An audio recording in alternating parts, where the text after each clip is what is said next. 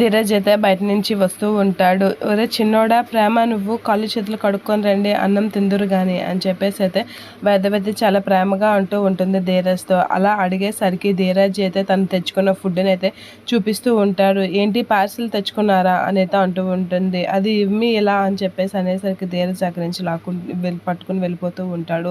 అది చూసి వేదవతి షాక్ అవుతూ ఉంటుంది. ఇక ధీరజ్ అయితే తెచ్చిన పార్సిల్ ప్రేమ ధీరజ్ తింటూ ఉంటారు. అది చూసి వేదవతి అయితే ఏడుస్తూ ఉంటుంది. ఇక ధీరజ్ అయితే ఫుడ్ వేసుకుని తింటూ ఉంటాడు. అలా తింటూ ఆలోచిస్తూ ఉంటాడు. మీ బతుకేదో మీరు బతకండి అని వాళ్ళ నాన్న అన్న మాటలకి ధీరజ్ వాటర్ క్యాన్లు పెరగడం అవన్నీ అయితే గుర్తు చేసుకొని అన్నం తింటూ ఉంటాడు. అలా అన్నం తింటూ ఆలోచిస్తూ ఉంటాడు. ఇక అది చూసి వేదవతి అయితే చాలా బాధపడుతూ ఏడుస్తూ ఉంటుంది.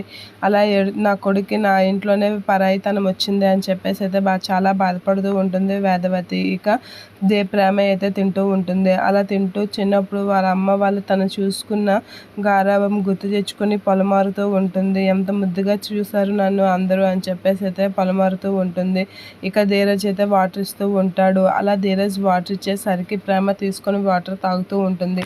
అలా వాటర్ తాగుకొని ఇద్దరు అయితే ఎవరి మళ్ళీ వాళ్ళు బాధపడుతూ ఉంటారు. ఇక ధీరజ్ అయితే ఫుడ్ తింటూ ఉంటాడు.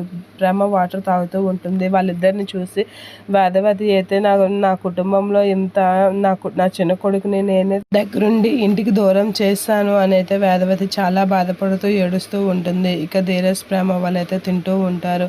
బాగా బాధపడుతూ ఉంటుంది వేదవతి.